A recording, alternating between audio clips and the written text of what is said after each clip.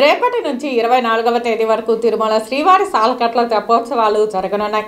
ఏటా పాల్గొన మాసం ఏకాదశి నాడు నుంచి ప్రారంభమై పౌర్ణమి వరకు జరుగుతాయి. తిరుమల కలియుగ దైవం శ్రీ వెంకటేశ్వర స్వామి సాలకట్ల తెప్పోత్సవాలలో ఈ 5 రోజులు రాత్రి 7 గంటల నుంచి 8 గంటల 30 నిమిషాల వరకు తెప్పలపై విహరించనున్నారు. తెప్పోత్సవాలలో మొదటి రోజు ఈ నెల 20న శ్రీ సీతా లక్ష్మణ ఆంజనేయ సమేతంగా శ్రీరామచంద్రమూర్తి పుష్కరిణిలో తెప్పలపై విహరించి భక్తులకు దర్శనమివ్వనున్నారు.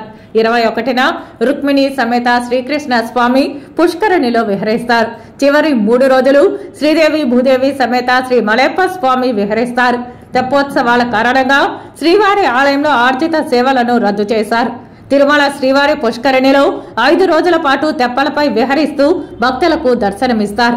సాలువ నరసింహరాయలు 1468లో పుష్కరిణి మధ్యలో నీరాజన మండపం నిర్మించి తెప్పోత్సవాలు నిర్వహించినట్లు తెలుస్తోంది. తెప్పోత్సవాల గురించి తాళపాక అన్నమయ్య తన సంకీర్తనలో ఎంతో గొప్పగా కీర్తించారు.